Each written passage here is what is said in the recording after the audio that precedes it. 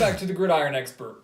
We have hit what I like to call the dead period of bowl season. After having 5 games on opening Saturday, we now only have 3 games over the next 3 days. The Boca Raton Bowl on Tuesday, the Frisco Bowl on Wednesday, and the Gasparilla Bowl on Thursday. And of course, things will start to pick up once we hit Christmas, and we actually have 6 games over the course of Friday and Saturday. But we're going to have a very limited amount of football over these next 3 days. And we're going to bring you our predictions for these 3 bowl games. Our first 5 games of the bowl season, we went 4-1 straight up, 3-2 against the spread. It was a fairly uneventful Saturday. The best games coming with Arizona State and Fresno State, with the Bulldogs taking care of business, winning that. I think it was 31-20 over Herm Edwards and the Sun Devils. And then Georgia Southern and Eastern Michigan, by far the best game of this past Saturday, with Georgia Southern beating Eastern Michigan 23-21, I believe, with a game-winning field goal as time expired. So I know for Eastern Michigan fans that hurt to not win a bowl game for the first time since 1987. They were so close, but by far the best game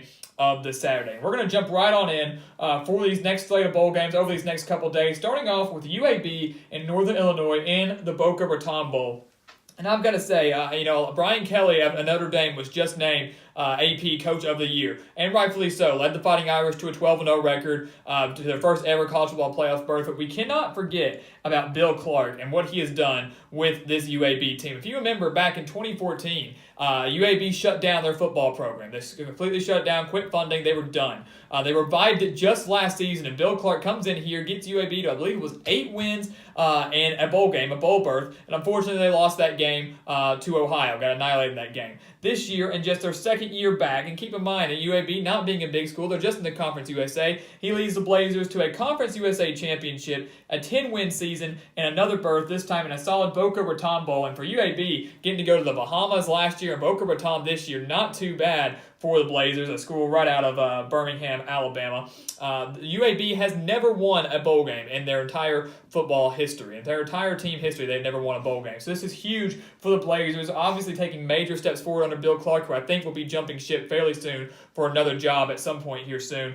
Going up against a solid Northern Illinois team from the MAC, who's also, they won their conference championship, so we got 2 conference champions going up from the Conference USA and the MAC. And we'll talk about UAB for a second. One thing that I've been very impressed with is their running back in Spencer Brown, who set a UAB record with 16 touchdowns this season on top of 1,149 yards on the ground. He has been the workhorse for this Blazers offense, one that has actually been fairly potent this season.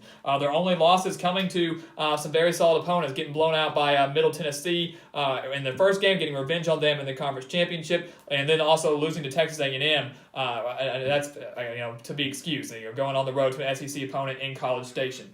On the opposite end, though, you've got Northern Illinois. We just mentioned Spencer Brown, and the key in this game is going to be the defense for Northern Illinois, and can they shut down Spencer Brown?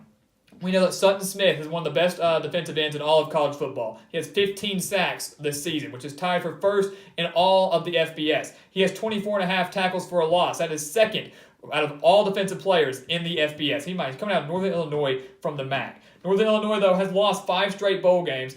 So obviously you've got UAB going for their first. Northern Illinois trying to snap a very long losing streak here. The thing for the Huskies, they've only allowed 2.7 yards per rush. That's tied for first in the FBS. You're going up against a solid running back in Spencer Brown, who's rushed for over 1,100 yards this season. Can Sutton Smith and this Northern Illinois defense shut down Brown and get a win over UAB? Force A.J. Urdelli to throw the ball, win this game through the air, and he's been a solid quarterback in his career with UAB. I'm not doubting him at all, but I know UAB is going to want to rely on the run. I think the Blazers get a huge win over Northern Illinois, get an 11-win season in just their second year back playing D1 football. It's going to be a very exciting game, one I've been looking forward to a lot just because of the 2 storylines with these 2 schools. I think it's going to be a fairly low-scoring game, but I think the Blazers get the job done in the end. Moving on to Wednesday's game, Frisco Bowl between San Diego State and Ohio. Another very interesting game here, one that you could see quite a bit of points scored, but one that I think Ohio is going to take care of fairly easily. San Diego State, we'll start with them. Coming out of the Mountain West, started the season off 6-1, and that included wins over Arizona State, who had, at the time, just beaten Michigan State, and also beating Boise State, which is a big deal to pull off a win like that in the Mountain West. So San Diego State was looking like a potential Mountain West conference title threat, looking for a chance. Maybe you got the tiebreaker over Boise at the time, and then they started to really stumble after that. They finished 1-4 on the year after that, so they finished with a 7-5 record overall. Now, I never want to doubt Rocky Long. He's the fourth oldest coach in all of college football, at least in the FBS. So I never want to doubt him. He's been here long enough. He knows what it takes to win in the postseason. So he's definitely going to have the Aztecs ready to go up against a very difficult fight against Ohio and the Bobcats. Here's the problem, though. San Diego State does not have much of an offense, and for a team that in years past has been known for the run game with Donnell Pumphrey and Rashad Penny, they do have a solid running back this year in Juwan Washington. Not doubting him at all, not giving him trying to take any credit away from him. He has 870 yards on the ground, which is actually very low compared to Pumphrey and Penny, what the Aztec fans are used to. They're only averaging 22.3 points per game compared to Ohio's 41.2 points per game. So there's a drastic change in offense here. So for San Diego State, their key is going to have to be shut down this Ohio offense. Shut down them and make this a low-scoring game. Get Ohio where San Diego State wants them, which is going to be low-scoring, back and forth. Maybe whoever has the ball last and force the turnovers can win this game. For Ohio, they've got one of the better quarterbacks in all of the MAC, one of the better consistent passers in all of the MAC. You got Nathan Roark, who's thrown for 2,228 yards on the year and also has rushed for 816 yards. 35 total touchdowns for Roark this season. Keep in mind, 816 yards by Ohio's quarterback compared to just 870 yards by San Diego State starting running back in Juwan Washington. They also have another very solid running back for Ohio, A.J. Olette, 1,142 yards and 12 touchdowns on the year. Overall, I think Ohio has way too much offensive firepower. A team that many thought was going to go and win the MAC this year couldn't get the job done. Buffalo was a major surprise team this year. Northern Illinois, as we mentioned earlier, winning the MAC in shocking fashion, coming back from, I think, 20-something points down to beat the Bulls in that game. So Ohio didn't get the job done in their conference this year, but still have way too much offensive firepower that I think they're going to be too much for the Aztecs. I think Ohio wins this game fairly comfortably in the Frisco Bowl. Then our last game over this span, the Gasparilla Bowl between Marshall and South Florida. This game, of course, being on Thursday. Marshall finished second in their division in the Conference USA East, which is fairly respectable. I think finished the year 8-4. Have always been under Doc Holliday, a very solid team, usually a bowl team, anywhere from 6-6 to 8-4, and on occasion cracking that 10-win mark, maybe 11 wins. When they had Rakeem Cato quarterback, they were a lot of fun to watch. This year, though, they have a very star wide receiver, not as big of a star quarterback like they used to have, but a star wide receiver in Tyre Brady, who has 914 yards receiving and 9 touchdowns. Their quarterback, though, it could have the potential of Rakeem Cato in the future. He's just a freshman. Isaiah Green has thrown for 2,238 yards and 15 touchdowns, and he's just a freshman. So that's a pretty solid stat line for just being a freshman. Obviously, Holliday and this Marshall coaching staff can develop him and hopefully get them back to contention for Conference USA titles and later on.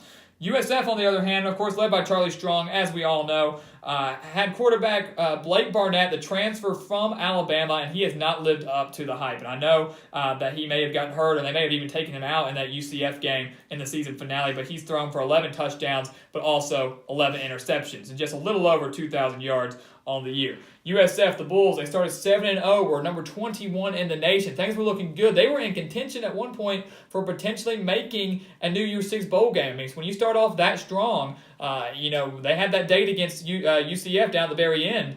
There was a chance they could have competed for that. But after that 7-0 start, they lost their final 5 games. And yes, that back half of the schedule was very tough for them. They had to play Houston, Tulane, Cincinnati, Temple, and Central Florida, all of those being bowl teams, all of those being very difficult opponents. But nonetheless, they couldn't win a single one of those games. Will South Florida's mindset be right? After losing 5 straight games, will they be able to come into this game, the Gasparilla Bowl, with their minds in the right place, knowing that they've lost 5 straight, and beat a very, very solid and talented Marshall team who has given some solid teams some scares and even pulled off a couple upsets on the year? I think Marshall wins this game. I think it will be closer than some may expect. Some people are picking the upset pick with South Florida. We're just not going to go there quite yet. I think with the history that we know that we've seen from Charlie Strong, especially in the postseason, and especially with the talent that Marshall brings to the table this year, I think the Thundering Herd is going to get the job done against a struggling Bulls team to send them home with a 7-6 record on the year. So it's going to be a very intriguing game here. All these games have very fun storylines that we like to keep our eye on. A lot of talent to be shown here. And as we said before, some of these lower level bowl games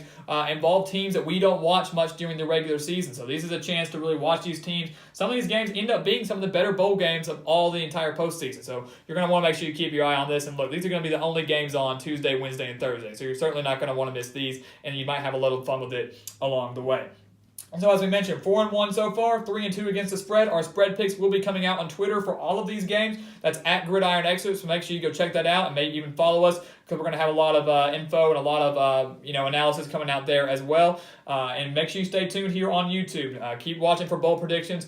Coming out on Thursday, we're going to have our slate of games from Friday through Saturday. Then we'll take a small break. And once we get back from Christmas, it's going to be nonstop football all the way through the new year. So make sure you keep your eye out for that and help us get to 2,000 subscribers by January 7th. The incentive still stands. If you go back and watch our previous videos, we've broken that down. Help us get there. We're keeping track of who's coming in, who's bringing in those subscribers, and we would really appreciate all of your support and help to get us to our goal by the national championship game on January 7th. So as always, thank you for watching. Please continue to like, comment, and subscribe, and we will see you next time on The Gridiron Expert.